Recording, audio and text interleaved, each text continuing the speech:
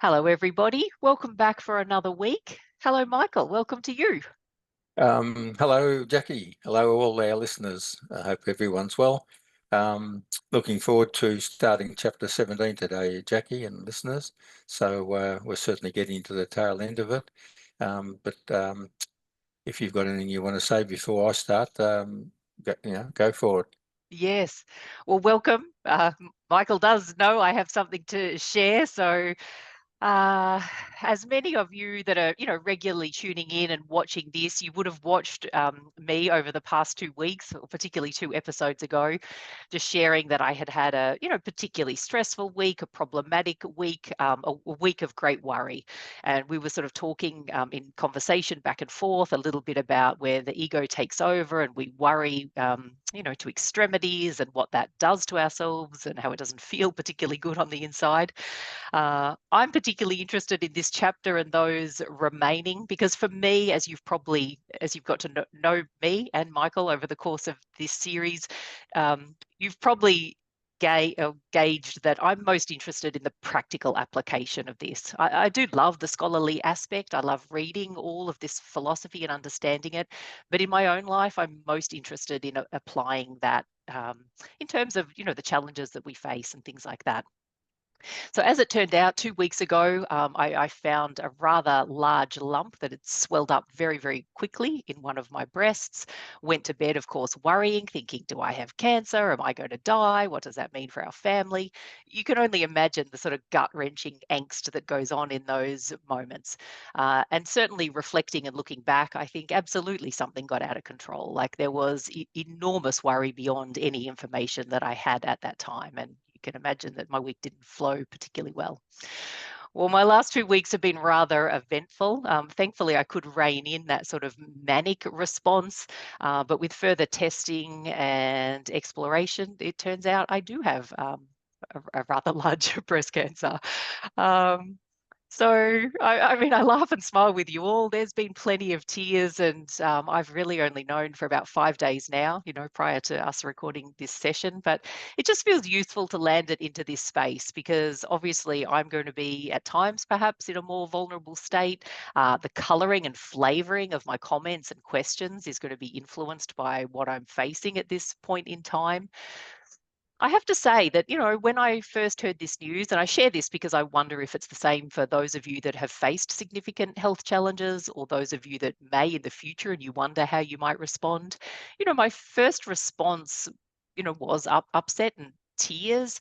I think we actually just go into physical shock for quite a while. Like when I look back, I think it probably took me 2 or 3 days to really deeply come to terms with this.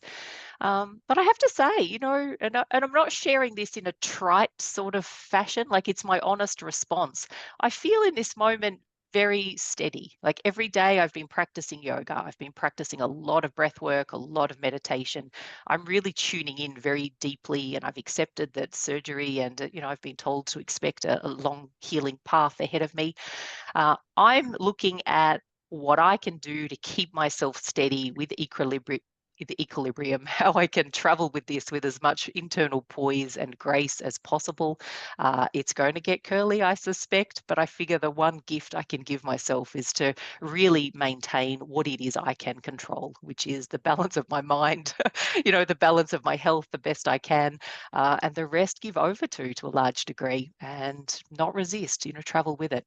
It's really interesting. People use a lot of language. Like I've not told many people yet, and it might seem strange that I'm opening this up in a reasonably public forum, but I feel like we're all having quite an intimate experience as we've been journeying over this past year. But people often say things like, you're so strong, you can fight this. And it's curious, and they mean so well. But, I don't really have any intention of fighting this. I have every intention of surviving this if I can. But I really want to journey with it in a more graceful way. Like this has presented for whatever reason. I'm going to have my own learning journey around that. I suspect it's going to aid the way in which I teach. I do journey into the complete unknown. I don't know, in truth, if I'm going to survive this. I don't know if I'm not. Um, but I have every intention of giving it everything I've got, but with a more graceful, gentle, going with the flow kind of way, rather than this sort of angsty fight. I feel like the nature of going about these kind of things in life, for me, I want to do it a different way. So that's probably enough for now. I'm sorry if that's shocking or confronting news. I hope for any of you that perhaps have had cancer diagnosis in the past, it's not triggering in that way. But, all I can really share in this moment is it has the philosophy of life and death. Why do we have things happen to us? I haven't for one moment, and I'm not meaning to sort of big note or sound trite, but for me personally, I haven't for one moment gone down the path of, why me, poor me, this is so sad. I just haven't. I've kind of been surprised in a way how quickly the philosophy has kicked into gear, in that there's a deep knowing in me. These things happen for a reason. Now, I don't fully know the reason yet. I got a little bit of insight. I'm not quite sure. That will be revealed in time. I feel fully confident of that. All I can do is face the challenge that I have something in front of me that I need to learn and grow from, and I will. I don't know the outcome, and I need to learn as a human being to be comfortable with that. And I want to travel with as much poise and grace as I possibly can. Should it be the end of me? I don't think it's going to be, but should it be, that's okay. The notion of life after death and continuity of life cycles sits well enough within me now. And I don't know that I could have said this before, because before, a few months ago, it was untested, whereas now I face something serious and I'm watching my response. And yes, it's only 5 or 6 days in, and yes, maybe a lot will change over the coming weeks and months, who knows. But at this point, I'm feeling really steady. This is not false bravado. I feel pretty good. So, all right, that's a bit long-winded. Thank you, everybody. And kind of feeling the love and well wishes. I'm suspecting you're going to be sending a lot my way, and I thank you in advance for that. And let's continue, Michael. Let's continue putting this philosophy to work, because it's a beautiful scholarly piece, but we're all human, and we're all mortal in this body, in this form, and we want to learn our immortality and how to bring peace and grace to these circumstances in life that are of the utmost challenge. Well, anything I'd be saying at this stage, Jackie, pales into insignificance in what you've just shared with the listeners. And you shared it beautifully, I have to say, and truthfully. That's the most important thing. You covered both the mortal aspect, shock. Everyone would get shock at that. But your description of how you've handled it, Jackie, and are handling it, ties in exactly with what we've studied so far in 16 chapters of the Gita, and we'll be studying again today and next podcast in chapter 17, and then concluding it in chapter 18. You mentioned that you don't particularly want to die. No one particularly wants to die, but because we've discussed death on many occasions, the life cycles, you're born, and I've said clearly in a number of instances that when we accept death, when we know we're going to die, well, then it takes a lot of the fear and the angst out of it. Whereas most people, and also knowing, as you said, from a karmic aspect, that the personality that you, as Jackie, if you don't complete your work in this lifetime, will have another embodiment. You're not going to die. All if it does happen, will be your body drops, as the saying goes, and you buy a new set of body and a new set of clothing. I'm not trying to make light of it, but that's as simple as it is, and how it's spelt out in the teaching. So, and you mentioned on 3 or 4 occasions in there, which was very heartening for me to hear, how you recognise that already recognising and drawing on the teachings of the great masters and how an understanding of that um, can be of enormous benefit to us, particularly in the situation that you're facing now. So hence my stressing of the importance of knowledge almost on a weekly basis, that if we don't have this background of truth, we're just like a cork being tossed around in the ocean, ocean of Maya, bobbing up and down, going under for the 3rd time, all of those sort of scenarios. Whereas if we have the knowledge, you can't take away what situation you're faced with. That's a gimme. It's how each individual, you or anyone else on this planet, responds to it, reacts to it, that makes a huge amount of difference.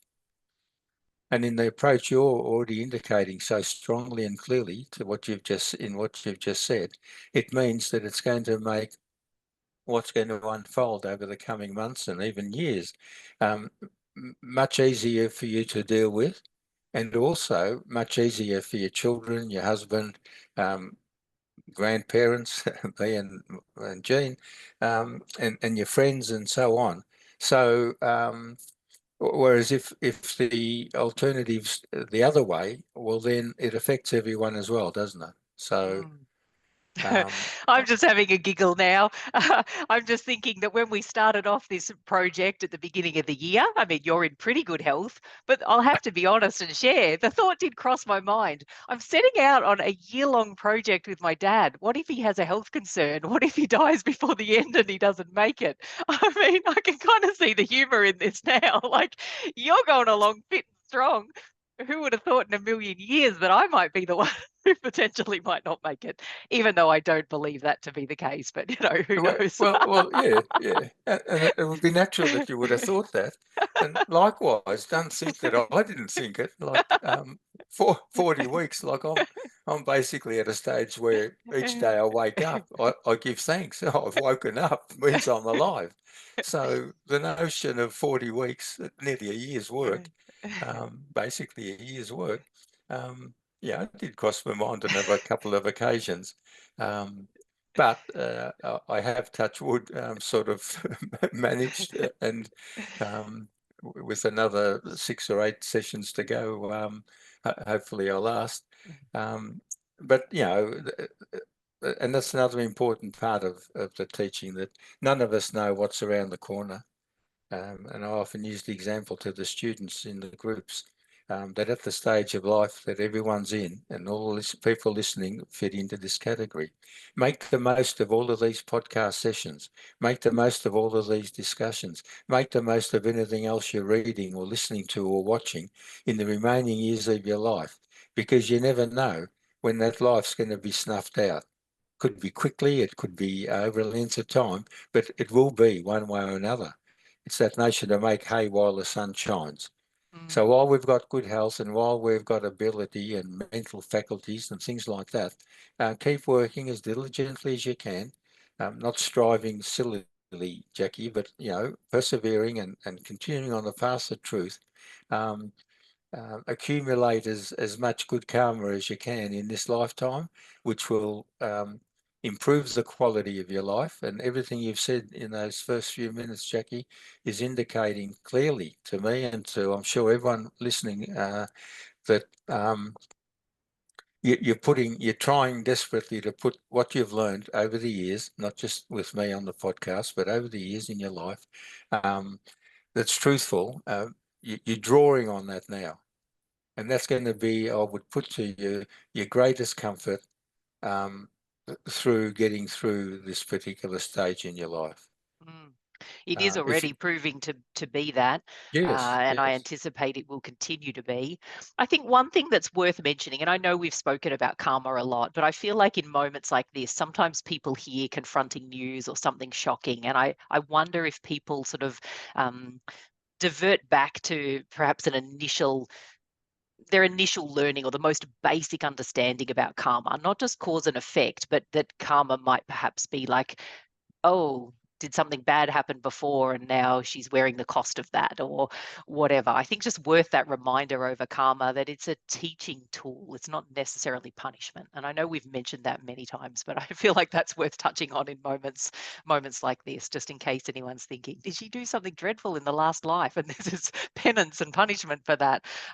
For me personally, I mean, who knows? We're not gifted with insight into our other lives, so we don't necessarily know. But for me now, I'm just taking this as a teaching tool and a learning opportunity. No way in me perceives it as punishment for past wrongs, but who knows? I think it's when we take the heat out of it and this notion of punishment or reprimand, yeah, we just start to understand it or remind ourselves of the breadth that is available in this notion of karma. It's an enormous topic, Jackie. We could spend all of next year, if you liked, doing podcasts on karma. Um, what I'd like to say clearly to you and to everyone, and I've said it on many occasions, there's no such thing as a punishing God. Yeah, anyone who pertains to that or whatever, you're totally incorrect and totally wrong and totally untruthful. The aspect of karma, Jackie, simply, and you and the listeners, is it's the reference to as you sow, so you shall reap. So each individual, you included, myself, everyone listening, all 8 billion people, will have to eventually come to grips that whatever's happening in our lives, whatever's already happened, whatever's happening now, whatever's going to happen in the remaining years of our lives, is all part of what I'll be talking about today, what's in our heart and it's unfolding. So, and you mentioned just in that little episode, you don't know what your past lives have been like. Well, I don't know what yours or what mine, and the masters tell us, don't worry about trying to find out or work out what, because it could date back to something like 10 lifetimes ago, 50 lifetimes ago. And they warn us, Jackie and listeners, that if we try to go into that path of trying to analyse everything that's happening to us, has happened and is going to happen, whatever, you'll do your head in. You'll blow yourself up. They say, don't go there, don't go there. Just understand that it's part of your life cycle and part of your learning journey. And you've said this is an opportunity to learn from it. And what the positive aspect now for you is to learn about dealing with this situation, not in any way reprimanding yourself or recrimination or anything of what you might have done in the past. Forget it. You can't work it out. I can't work it out. No one can work it out. All you do is you take now and you say, this is my situation. What I'm going to draw on all the truthful knowledge I've accumulated in dealing with it. Yeah, that's the positive sort of aspect to it all. You can't avoid what's taking place in your life at the moment. No one can avoid whatever's taking place in their life at the moment. You only got two options. You said it yourself. Some people in the same situation as you would be, woe is me, poor me, and why did it have to be me? Other people say, well, I don't like it, but it's happened. So now how am I going to deal with it?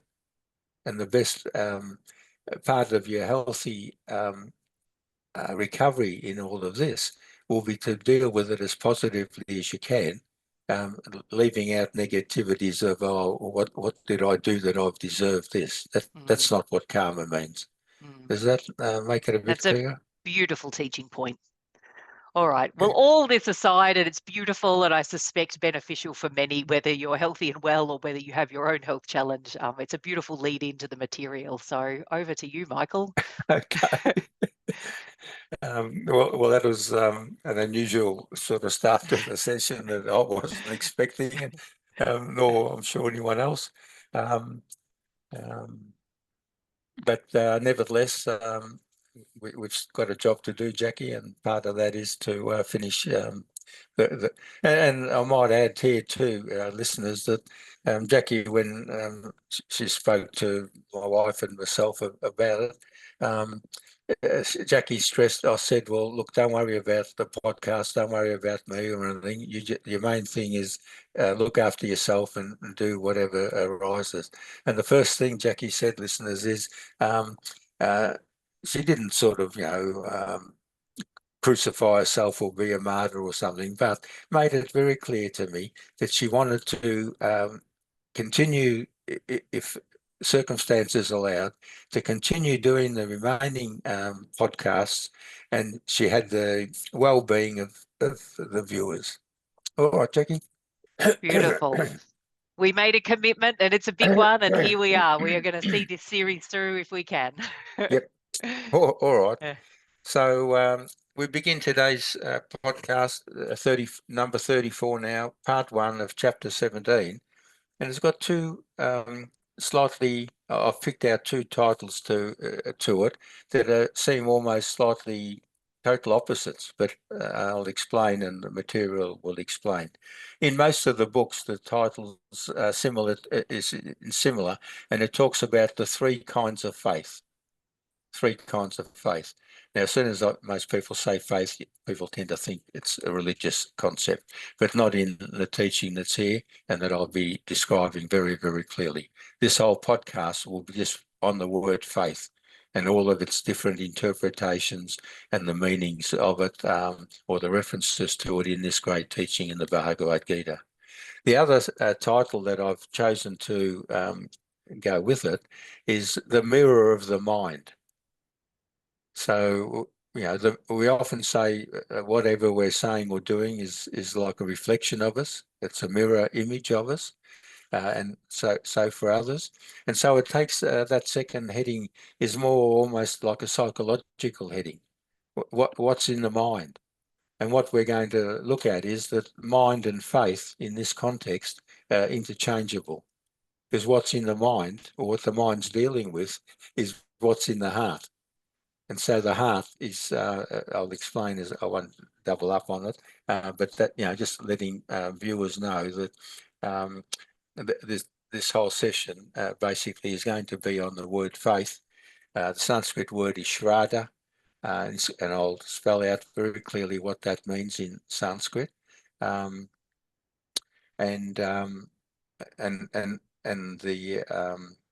the other part of it is what's in the heart. That's what I call our USB stick, or our computer program.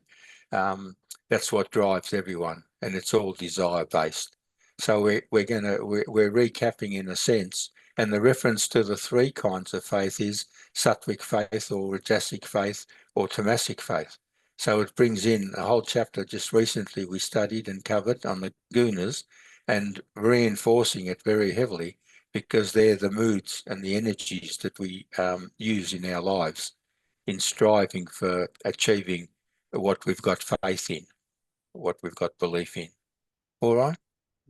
So it's a big chapter. And then just while I'm on it, next podcast, Krishna elaborates in sort of detail on the actions we perform and how these three faiths apply, on the foods we eat, how these three faiths apply, these three gunas, how we purify ourselves, doing what we're doing in these podcasts, or people who aren't doing it, again, sattvic, rajasic, or tamasic. So it's and fittingly is at number 17 in the book. While we've got the backing of the other 16 chapters, keeps building, and we've got a stronger and getting a bigger picture and a greater clarity on that picture. All right. Sounds wonderful. Topics of the heart are one of the things I speak most about when I teach yoga, so I'm Yes. intrigued already. Well, yep. And that's what everyone's living. Every minute of their day is coming from the heart, from their faith. Whatever's in the heart is what the being's got faith in, belief in, what they value. So throughout the teachings at the end of last podcast, Krishna has been telling Arjuna to look to the scriptures to guide his actions in life. So he keeps making reference, access this knowledge in the great scriptures, and they're all telling the same stories. But this chapter is somewhat unusual in that it is very practical. This is what you're talking about, Jackie, right? The practical application of it, where Krishna gives us an entirely new way of looking at and understanding the word faith. The deep psychology of this remarkable chapter reveals that whether we realize it or not, every aspect of our lives, our thoughts, our words, and our actions reflect faith in some value or another. So I've only just done a little bit, Jackie, there, but you can see how it's all unfolding. Because the entire chapter is based on the word faith, and because the word itself has so many subtle meanings and interpretations in our everyday life and language, Jackie and listeners, I'm going to spend the extra time discussing it, as I said, this entire podcast. All the beliefs, values, axioms, principles, motives, expectations, inclinations, prejudices, and so on, which colour our perceptions, govern our thinking and understanding, dictate our responses and shape our lives. So this is how vital this whole word faith, or how broad it is and how vital it is to our being.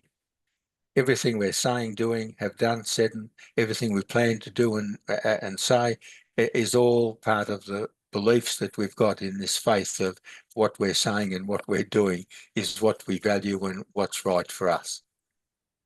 And it'll help us understand that a lot of what we're doing and thinking and that is not right for us. It's not right for anyone else. And we need to take steps like everyone's doing and listening to these podcasts to get new knowledge and change old habits and old ways of thinking and behaving and so on.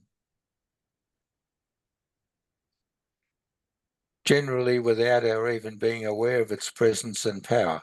For example, we can have faith in our different religions or our politicians making wise decisions.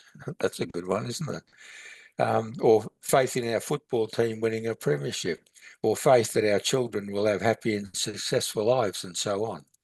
But these aren't what these are what the beliefs are. So they're not what we're going to be looking at here. In this general sense, faith is simply a hope or a wish. There used to be a song called "A Wishing and a Hoping and a Praying." That's what most people lead their lives by.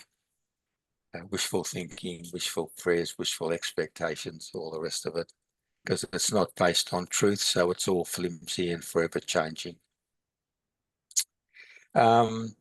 Krishna's teachings in this chapter explain in detail how to use this awareness of our faith, along with our gunas, the indicative moods of the mind, to check and redirect our thoughts and actions in positive channels.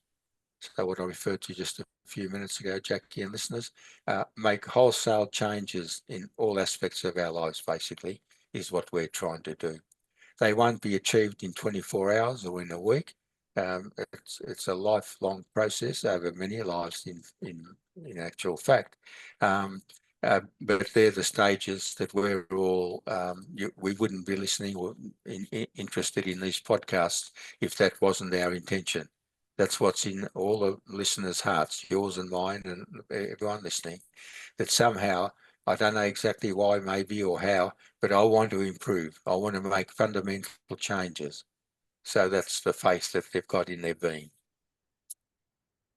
And he says it's to provide tips on how to make faith an instrument or a tool of our self-awareness. Anything you'd like to briefly say there, Jackie, or comment No, I on? think keep rolling with it. Let's get into it. Yeah. Is it all tying in with you? And yes. Well, I yeah. mean, personally, I find the faith and the conviction in a bigger picture is incredibly heartening at this time. So I suspect everyone's leaning in with an open ear. Excellent. Keep leaning in, folk. Keep leaning in. These words, like someone said, it's pure gold. Well, these words are all pure diamonds, pure pearls, pure gold. They're words of truth, and not many people are accessing them, and they can make enormous differences in our lives. Enormous differences. So in the first verse of the chapter, a somewhat confused Arjuna, right at the beginning of chapter 17, sometimes, Arjuna's been confused. He says, look, I'm not understanding something. So right here, chapter 1, verse 1, away he goes. He says, what about those people who, for whatever reason, be it an inability to study them in detail or to comprehend them fully, who don't follow the scriptural teachings? And there's a lot of people who aren't watching this, but they've still got all this shraddha, all this faith in their heart, and they're naturally, by their nature, the nature is of most people that they're pure and they want to live good lives and be happy and be nice people. So what he's asking, I'll tell you what he's asking. So he says, yet they possess great faith or devotion in their heart and pursue the right path, which is the natural inclination of the heart towards righteousness. In other words, they're trying to live good lives, to be better people.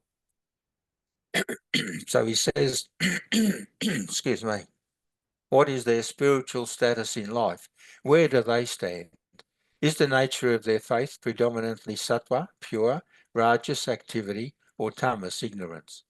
And we've already touched on that in detail, and we know that we can divide all the people in the world predominantly into one of those three gunas. All three apply to everyone, but one's predominant in any particular individual. Lord Sri Krishna replies, so Arjuna, the faith of each is according to his inherent nature, be it sattvika, rajasika, or tamasika. Thus the devotion or faith of each man is in agreement with his inborn nature, his karmic destiny, his very personality. So we're all born with this computer program, Jackie. That's what it's talking about here. Your inherent nature. Inherent means it's within you. It's built in. And we should by now be understanding clearly, everyone, that we've built it in. We're self-made. If you're looking at your life and you're thinking, geez, these two bits don't join together too well and this is all over the place, well, don't blame God, don't blame me, don't blame anyone. You put it together. It's like, people buy do-it-yourself kits for furniture. And the doors are on the floor and the shelves are up on top and all sorts of stuff. So it's that same sort of analogy. So he says, that's your karmic destiny. That's the USB stick you bought in this lifetime. He says, I've got nothing to do with it. Don't look at me. Don't blame me. Don't thank me. Nothing. I'm out of it. I've just given you the tools, and you've put it together. So he says, with his inborn nature, his karmic destiny, his inclination is the pattern of his being. Whether his faith is whatever his faith is, that verily is he. So whatever person's thinking, doing, how they're behaving, living their lives, it's all of your own doing. Is that clear, Jackie? That's clear. I think it's going to be confronting to a lot of people. It's always confronting to hear that kind of thing. I was going to add, don't shoot me. I'm just a messenger. And you either ignore it or you think it's all dumb and stupid, in which case, of course, you wouldn't even be listening.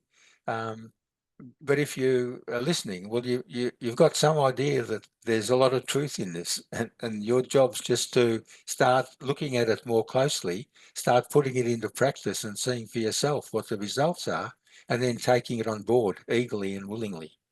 It can't work any other way. I can't force it on anyone, can't force it on you, Jackie, nothing.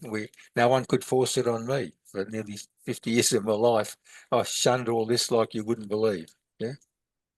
I was Rajas personified. Action, money. What about, when I retire and I've got enough to live on, I don't want to rely on the government. All of these things were what used to be in my heart and what used to drive me. When I finally achieved most of that, I was a bit disappointed. Like what else? I thought it'd be better than this. So then I turned into a different direction. So Krishna stresses here now the importance of Shraddha, which is the Sanskrit word for faith. So now we're bringing the word Shraddha in. Now I haven't mentioned many Sanskrit words in these teachings, but ones like gunas, sattva, rajas, and tamas, well, you can't avoid using them. Shraddha is another word. It's in the material, and just need to understand it in the same context as faith. And then he goes on to say, Sanskrit word for faith, and it's difficult to describe. It has an underlying fundamental meaning of, in inverted commas, what is held in the heart. So what's held in the heart is your USB stick, your computer program. All desire driven, your expectations, likes, dislikes, and so on, is all Shraddha, all faith, all what you believe in, each individual believes in. This is what will make me happy. I need this and I don't need that, and I want that and I don't want that, and I want to go there and I don't want to go there. All of these things are what I believe, what's in my heart, what's Shraddha, what's my Shraddha, what's my faith, and that's what's driving every individual. Is that helping, Jackie, make it very clear what faith and Shraddha and so on is? I think so. One question, however, and maybe because I've done, so decades of yoga and meditation, like for me personally, my notion of the heart and my understanding and connection with the heart is more at the purity level. So I'm wondering, does it always live in the heart, or is it a little like the mind in that there can be like a superficial layer that's not quite true and correct? Because the heart, as I understand it, at its most pure form, there's a lot of complete truth and love and courage and discernment, these sort of qualities that reside in the heart space. Is it this multifaceted thing, like a superficial layer? Yes, yeah, it is. And it's a trap, if you like, that nearly everyone falls into, especially in early stages of this sort of work. Um,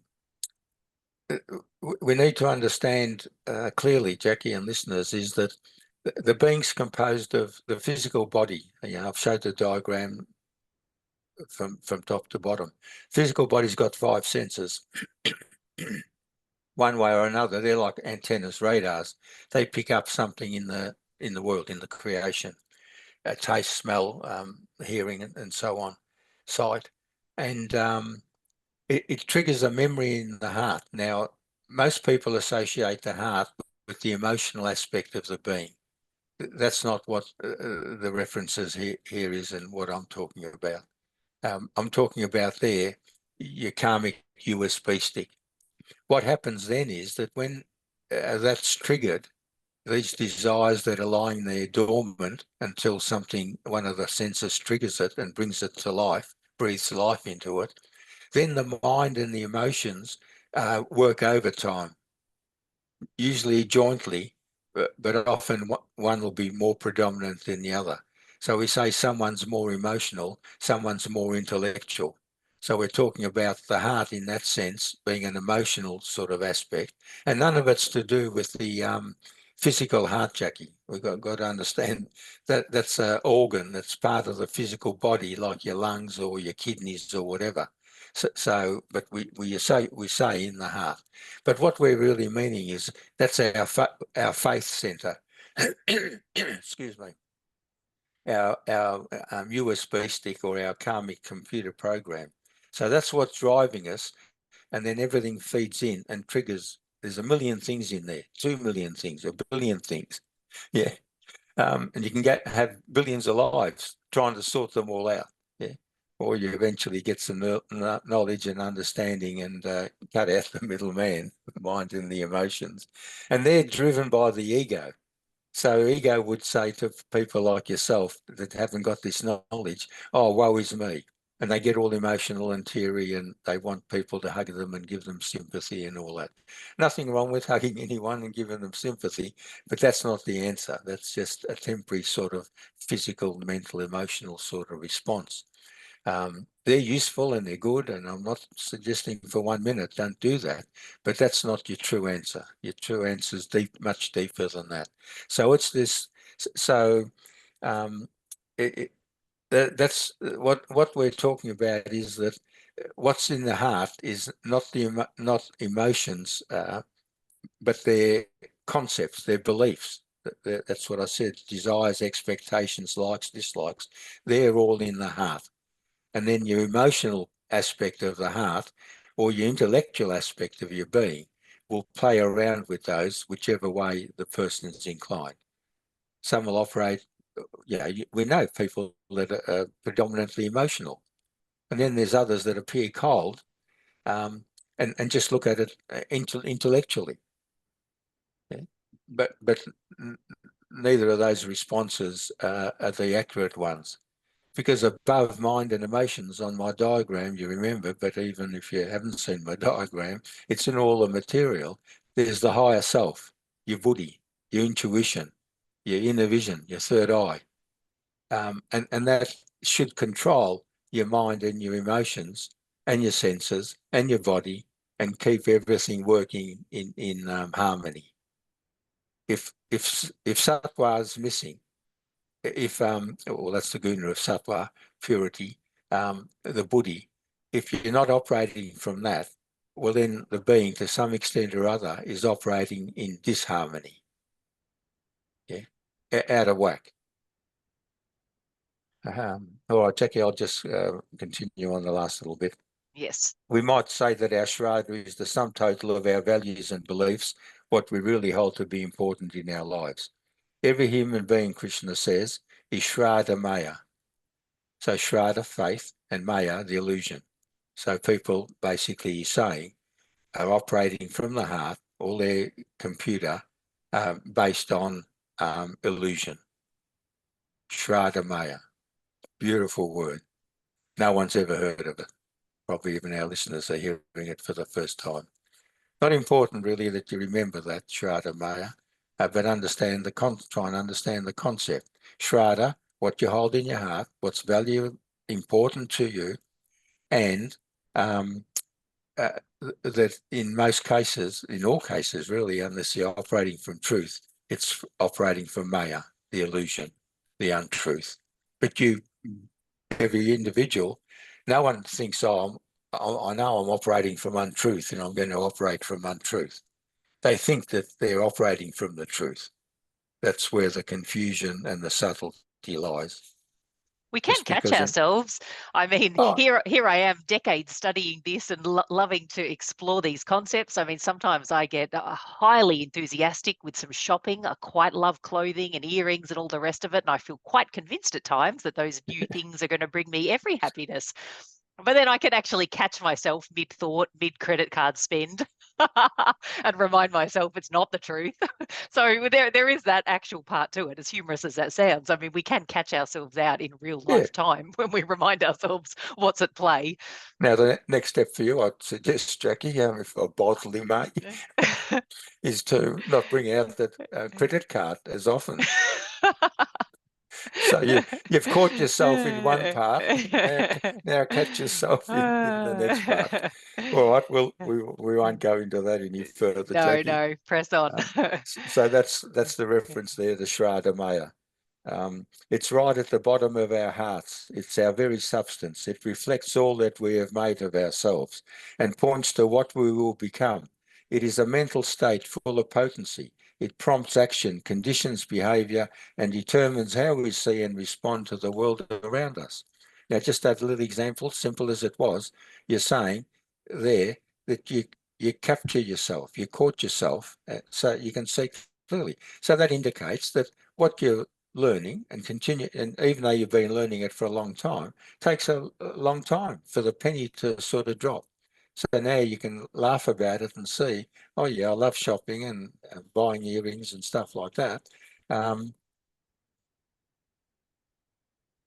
that you're thinking, well, maybe, then there's a bank statement comes in on the credit card statement, doesn't it? It pulls us It's back into not even at that point. It's before that. It's getting to the point of just recognizing, the yeah, illusion yeah, of things. yeah. That the thing is And not going to really bring as much no, happiness as you think it might. Even so though that's I really do like the big earrings when I yeah, when I yeah. get them and wear them. Anyway, we'll press on. But that's where discrimination sort of kicks in. Yes. No one says you can't have big earrings, Jackie. Just, you'd say, well, the 50 sets of big earrings, are they necessary? Could I get away with 2 or 3 sets of big earrings? If you know what I mean. Do I need 50 dresses? What about 10 or a dozen or 15? Yeah, that sort of stuff.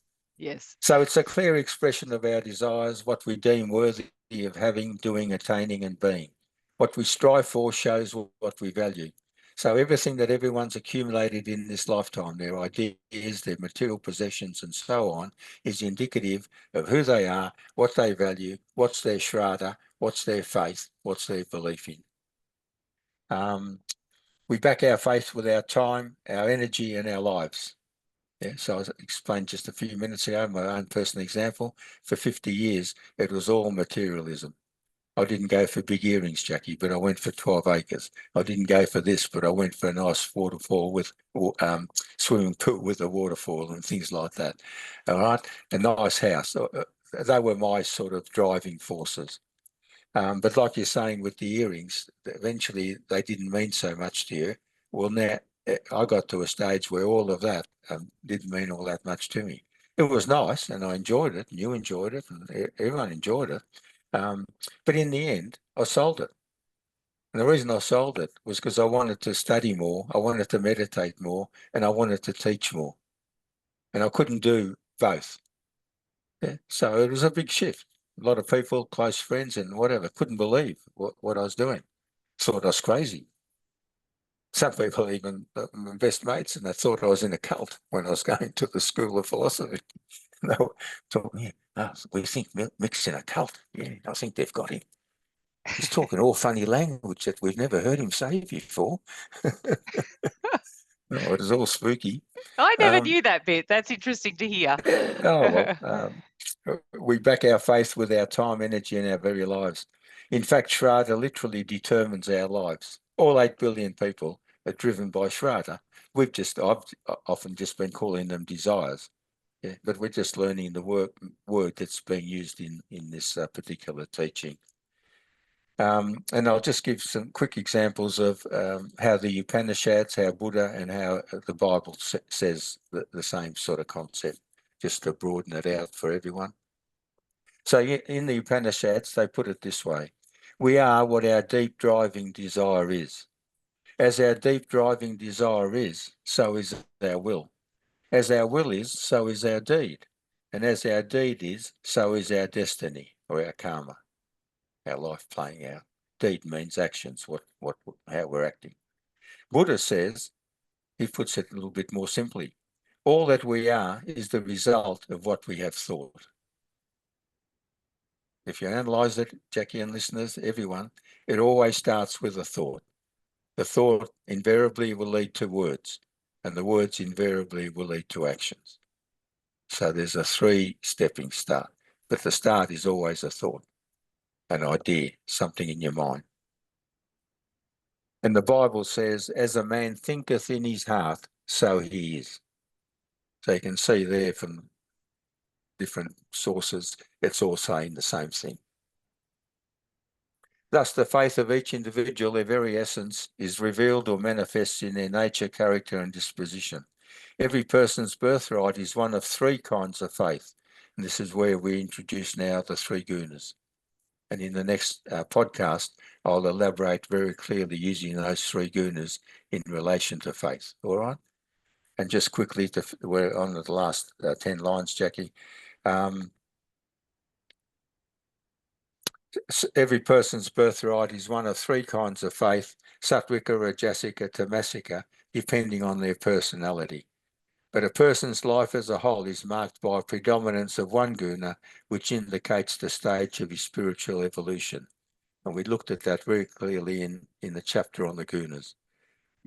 Some people are basically tamasic, some people are basically rajasic, and some people are basically sattvic. The sattvic ones are very few and far between. Most are tamasic, and but most by far are rajasic.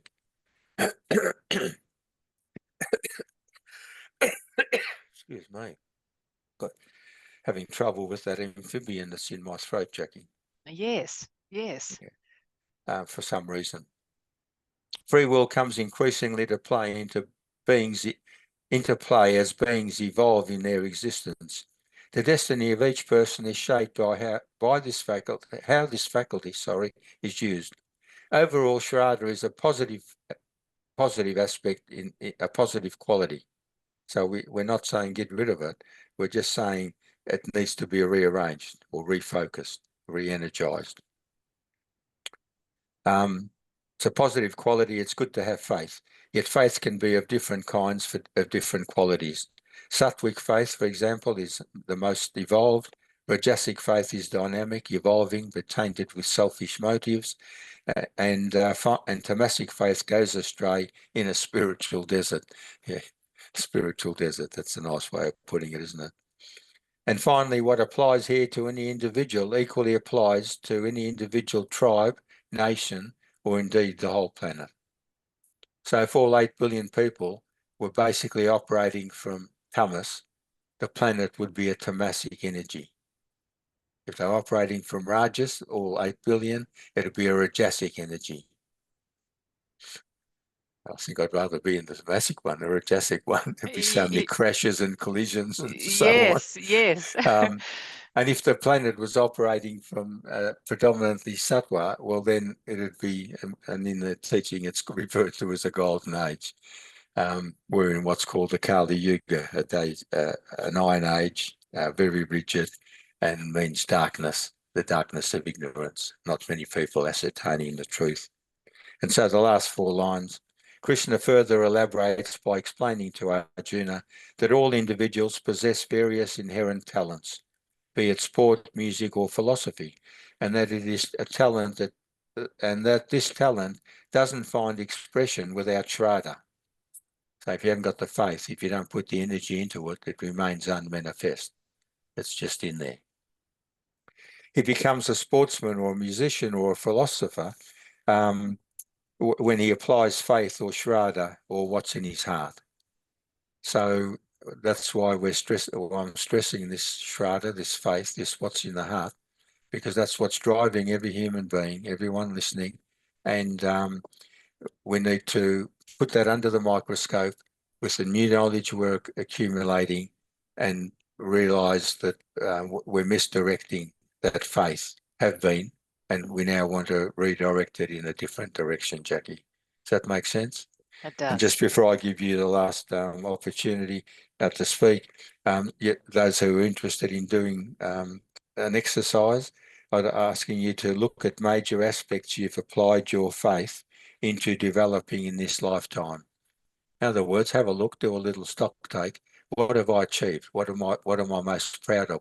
What's my greatest accomplishment or accomplishments?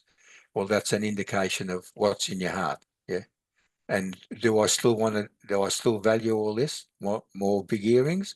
Or am I changing my mind? Well, that's going to determine how you're making changes and the new things you're going to put your energy into. All right, Jackie, I'm Mm, finished. We've gone again a bit over time. beautiful. That's okay. It's a big session and lots of Yeah, sharing. yeah. I don't know that I have any more parting comments aside from, and this may not hit the mark entirely with what you're saying, but again, like with my news and realization that I faced something tricky before me, it's interesting because now when I'm faced with a choice or a situation, because I know I have to conserve my energy so that I have it for strength in the future and things like that, I'm becoming even more clear. And I've always been pretty clear about what decision I want to make or take in life. But I can notice just even in the last few days, this thing of I really just feel into the moment I'm presented with a choice, I drop down deeply. I really feel the true response. And perhaps for me, what feels a little bit different is the honoring. I've been pretty self-directed in life and I have achieved a lot of the things I've set out to achieve. But I think, and maybe this is applicable to women more so, I'm not sure, but we often give over to other people. So we might feel the truth, but actually we behave differently for the benefit of somebody else because we feel that's what we were raised to do and that's what we should do and whatever else. So at the moment for me, I'm playing around with, no, actually my true response in this moment is to act this way. My true response is to accept or deny this invitation. I'm not sure if that directly relates, but it's my thoughts that are sort of moving through me as you're speaking on As this you, topic. as usual, Jackie, it directly relates. It's spot on. Um, some lovely person wrote in about the podcast being pure gold. Well, what you've just said there is pure gold to everyone that's listening, or should be interpreted or understood as pure gold. See, one of the things that can come out of situations like you're facing now in that the person starts looking at themselves in their life much more clearly, much more deeply. So that's a sort of what's called a positive out of a negative situation. That spurs the person often in many people say, especially in regards cancer, how many times have we all heard someone write in a biography or an interview or whatever say, when I heard those words, when the doctor told me that I had cancer, instantly my life changed. So they're really saying exactly what you're just saying, Jackie. Now, for many, it'll just change in that they run around in different circles. But people who have got some access to this truth will make fundamental changes in a very, very positive and sattvic way. So anyway, I'm sure I'll speak on behalf of all of our listeners, Jackie, and certainly as your father. We wish you well, and I feel very confident you're tackling this beautifully. All right. Yeah, thank you. Oh, goodness. We end on a crying note.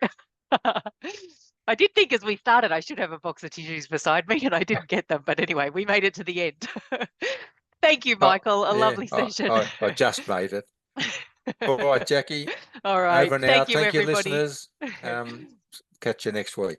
See you next time. Bye.